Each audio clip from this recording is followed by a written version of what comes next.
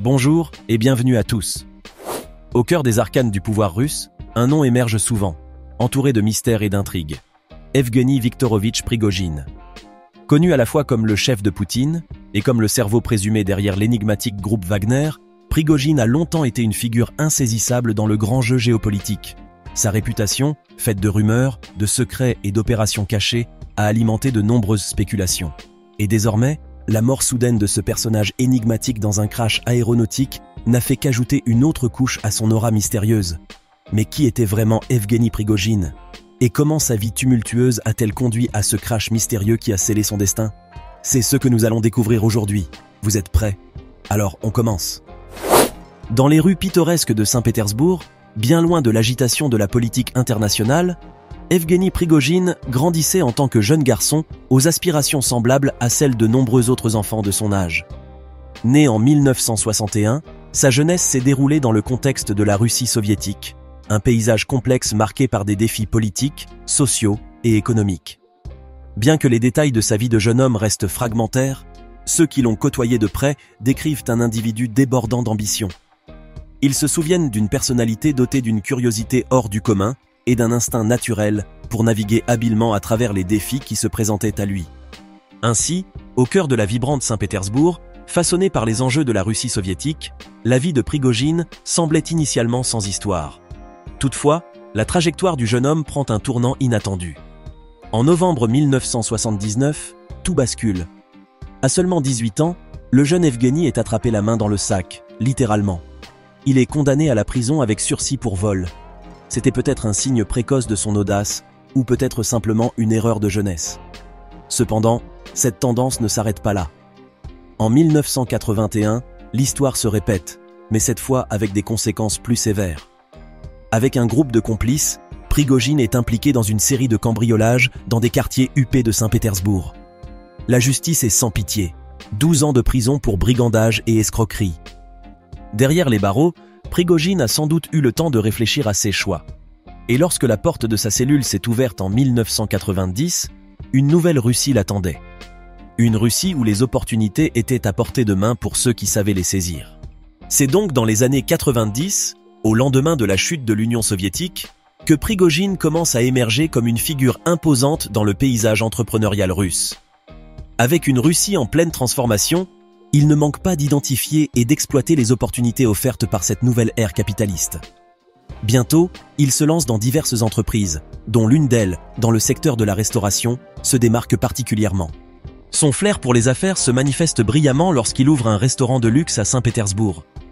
Rapidement, cet établissement ne se contente pas d'être un symbole de son succès entrepreneurial. Il se transforme en un véritable carrefour pour l'élite russe. C'est dans cet environnement opulent et raffiné qu'Evgueni Prigojine croise pour la première fois le chemin de Vladimir Poutine. Bien que cette rencontre puisse sembler anodine à l'époque, elle préfigure en réalité le début d'une relation qui allait marquer le destin de Prigojine d'une empreinte indélébile. D'ailleurs, il commence très vite à gravir les échelons pour devenir un oligarque influent et un proche du président russe. Sa proximité avec le pouvoir lui ouvre également de nombreuses portes dans le monde des affaires. En effet, selon des informations rapportées par Current Time, un média russophone financé par les États-Unis, Prigojine aurait décroché, en l'espace de 8 ans, plus de 5000 contrats s'élevant à une somme totale de 2,3 milliards d'euros. Une prouesse qu'il aurait été difficile d'accomplir sans le soutien inébranlable du pouvoir russe. Plus qu'un restaurateur, Prigojine s'implique également dans des projets d'envergure tels que la gestion de l'approvisionnement des cantines scolaires, la restauration des casernes pour le compte du ministère de la Défense et même l'organisation des banquets officiels. C'est ainsi qu'un simple restaurateur est devenu une figure incontournable de l'aristocratie russe. Mais ce n'est pas tout, car au-delà de ses réussites dans la restauration, Prigojine élargit ses horizons avec le groupe Concorde, également basé à Saint-Pétersbourg. Sous cette entité, une multitude d'activités voient le jour, allant de la restauration à la logistique. Mais une branche particulière retient l'attention du monde, l'Internet Research Agency.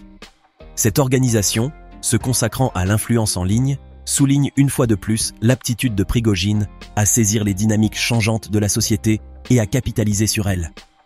Toutefois, comme tout entrepreneur, la trajectoire de Prigojine n'est pas toujours ascendante. Les affaires, par nature, sont imprévisibles.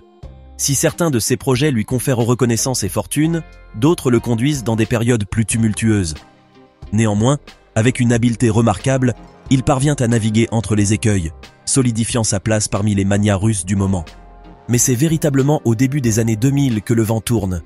Prigojine est désormais associé à des projets de plus grande envergure, et ses liens avec les cercles du pouvoir russe se renforcent. Ce n'est pas tant son succès en tant qu'homme d'affaires qui intrigue, mais plutôt sa proximité avec des opérations plus clandestines. Le groupe Wagner, cette entité paramilitaire controversée, est bientôt associée à son nom. Active en Syrie comme en Afrique, cette milice devient un point d'intérêt majeur sur la scène internationale. Et Prigojine, de simple entrepreneur, devient le centre d'innombrables théories et spéculations. Alors, pourquoi ce changement de cap ? Certains disent que sa relation avec le Kremlin est le fruit d'une ambition personnelle, tandis que d'autres suggèrent qu'il est le résultat d'une rencontre opportune ou d'une vision partagée. Quoi qu'il en soit, Prigojine, avec ses nouveaux liens et responsabilités, joue désormais dans la cour des grands. Mais sa montée fulgurante ne connaît pas de pause. Alors que l'année 2022 déroule son tapis d'événements, un épisode particulier propulse Prigojine encore plus loin dans les méandres du jeu politique international. Des vidéos fuitent, montrant un Prigojine impassible dans la cour d'une prison russe, promettant la liberté aux détenus s'ils se joignent au rang du groupe Wagner pour combattre en Ukraine. Imaginez la scène, un homme d'affaires prospère, autrefois restaurateur, s'adressant à une foule de criminels, leur offrant une chance de liberté en échange de leur participation dans un conflit international. D'après certaines sources, des dizaines de milliers de détenus auraient été retirés de leurs cellules pour être envoyés sur le champ de bataille ukrainien. Et c'est Prigojine lui-même qui aurait orchestré ce mouvement de troupes peu orthodoxes. Cette démarche, à la fois audacieuse et controversée, va à l'encontre de la législation russe, mais elle témoigne de la témérité de Prigojine et de sa capacité à repousser les limites. Et comme si cela ne suffisait pas, en 2023, une autre bombe médiatique éclate. Le Washington Post, s'appuyant sur des documents fuités du département de la défense américain, avance que Prigojine aurait tenté un marché audacieux avec les Ukrainiens, des positions militaires russes en échange du retrait ukrainien d'une ville stratégique. Un tel acte démontre à quel point les ambitions de Prigojine dépassent le simple monde des affaires, s'étendant jusqu'aux enjeux géopolitiques majeurs. D'ailleurs, dans le vaste échiquier de la guerre, alors que certains se contentent d'être de simples pions, Prigojine cherche à dicter le jeu. Face à l'invasion de l'Ukraine, au moment où chaque déplacement de troupes est scruté avec attention, il fait entendre sa voix de manière retentissante. Dirigeant le groupe Wagner, il n'hésite pas à critiquer ouvertement et sans retenue le commandement militaire russe, ciblant notamment Sergueï Shoïgu, le ministre de la Défense, qu'il accuse de tout, de l'incompétence à la trahison. La tension entre Prigojine et les officiels ne se limite pas seulement à de simples critiques. Au cœur de cette mésentente se trouve la réalité brutale du terrain. L'impact des combats sur le groupe Wagner est tangible, avec des pertes qui s'élèvent à plus de 10 000 vies. Ces chiffres glaçants alimentent la colère de Prigojine, qui ne manque pas de partager sa vision alternative de la guerre avec le grand public. Mais le point culminant arrive le 24 mai 2023, où il remet publiquement en cause la rhétorique officielle russe. Ces appels pour une militarisation totale de l'Ukraine semblent en opposition directe avec la position de Poutine, qui, étonnamment, reste silencieux face à ces remous. Le destin, cependant, avait d'autres surprises en réserve. Dans une nuit d'été électrique, celle du 23 au 24 juin 2023, le jeu géopolitique prend une tournure dramatique. Prigojine, peut-être échaudé par le manque de soutien perçu en Ukraine, orchestre un mouvement audacieux. Les troupes de Wagner convergent vers Moscou et un appel vibrant est lancé au peuple russe. Cette manœuvre ressemble à s'y méprendre à une tentative de coup d'État, secouant la nation tout entière. Alors que les tensions montent, le FSB riposte en lançant une enquête contre Prigojine, lequel se trouve pris entre les feux croisés du pouvoir en place et ses propres ambitions. Mais, avant que le conflit ne dégénère en bataille totale, une main tendue émerge de Biélorussie. Alexandre Loukachenko, en médiateur, parvient à désamorcer la situation. Un accord est conclu. Wagner se retire, évitant ainsi un conflit plus large. Dans une déclaration poignante, Prigojine confirme que ses hommes rentrent dans leur camp, souhaitant éviter toute effusion de sang supplémentaire. Mais, et c'est là que l'histoire prend un tournant ironique, le chef du groupe Wagner est contraint à l'exil, direction la Biélorussie. Alors que les rouages de la politique s'activent, le Kremlin annonce que les équipements lourds du groupe Wagner seront intégrés à l'armée régulière, marquant ainsi la fin d'une rébellion audacieuse, mais finalement infructueuse. Malgré ces événements, le chef de Wagner semble avoir gardé une certaine liberté de mouvement. On a pu le voir, au cours de cet été, être reçu en grande pompe au Kremlin. Plus récemment, il a refait surface, vêtu d'une tenue militaire, dans une vidéo où il se trouvait en Afrique, proclamant sa mission de contribuer à la grandeur de la Russie. Toutefois, ces jours étaient comptés, et pour cause. Le 23 août 2023, une nouvelle frappe la Russie. Le nom d'Evgeny Prigojine apparaît parmi les passagers d'un avion tragiquement disparu au nord de Moscou. Mais que s'est-il vraiment passé? Voyons cela de plus près. La région de Tver, au nord-ouest de Moscou, est généralement paisible. Cependant, ce jour-là, elle est devenue le centre d'attention de la Russie et du monde. L'agence russe du transport aérien, Rosaviatsia, confirme que l'avion privé Embraer Legacy, qui effectuait une liaison entre Moscou et Saint-Pétersbourg, s'est écrasé près du village de Koujenkino.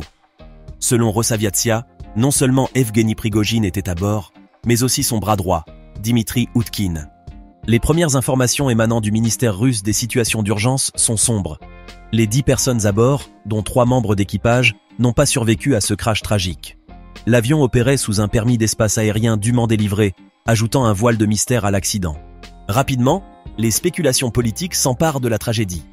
Des voix suggèrent une machination politique, notamment depuis l'Ukraine, où un conseiller de la présidence estime que cet accident est un message du président russe, Vladimir Poutine, à l'approche des élections de 2024. Le président américain Joe Biden exprime également ses soupçons. Depuis un séjour dans les montagnes de l'Ouest américain, il déclare subtilement que peu de choses se produisent en Russie sans l'ombre de Poutine planant à l'arrière-plan, insinuant ainsi une possible intervention orchestrée. Alors que les hautes sphères politiques s'agitaient, la réaction du grand public n'était pas en reste.